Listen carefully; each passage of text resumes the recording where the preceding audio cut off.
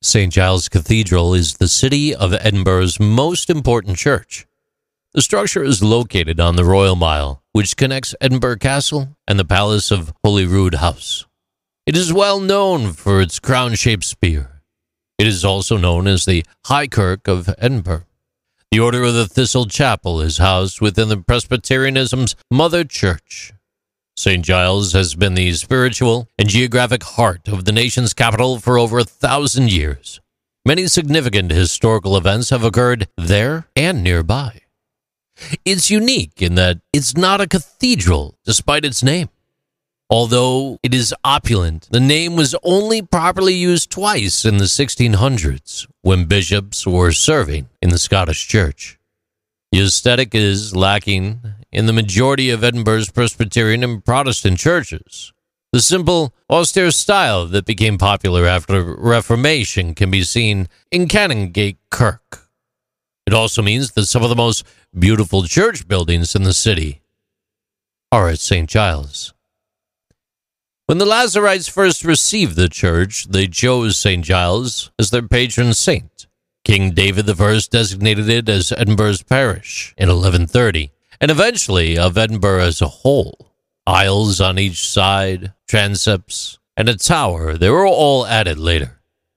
King Richard II's English troops burned down Edinburgh and destroyed St. Giles Cathedral in 1385. After the damage was repaired, the cathedral was quickly expanded over the next few centuries by adding chapels and aisles here and there. A stone cap was added to the top of the tower around the year 1500.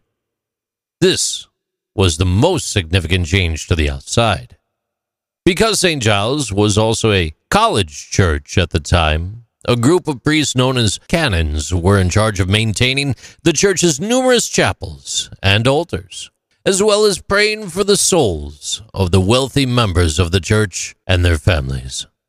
Reformation, which began on June 29, 1559, with John Knox's sermon at St. Giles, caused a period of change in the Church of Scotland. There's a statue that honors Knox, who later became a minister here. In 1581, the walls were built to separate the three Reformed congregations that gathered in St. Giles. The church housed Edinburgh's guillotine for various reasons in the town. With the exception of a few brief periods in the 1600s when it was referred to as a cathedral, St. Giles was largely divided by walls.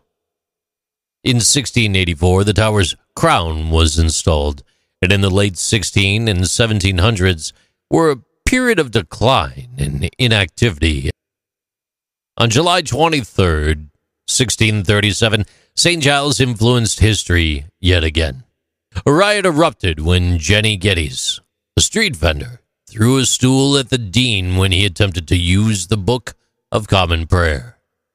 This single event sparked the bishops' wars, Covenant Wars, and English Civil War.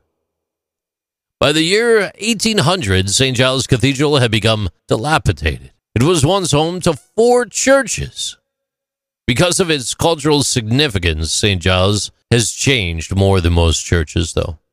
As a result, we saw it move from being a General Assembly of the Church of Scotland to being a police station, but then also a fire station at one point.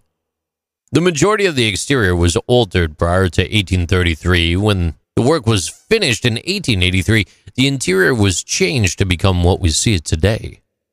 In the 1900s, St. Giles underwent many changes.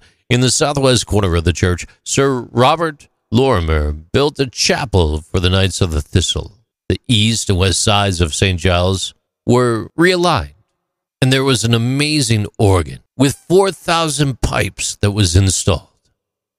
It's important to remember St. Giles is a working church that holds services every Sunday morning. The name does suggest it is a Catholic cathedral, but it is important to remember this is a Protestant church. These are interesting things with JC.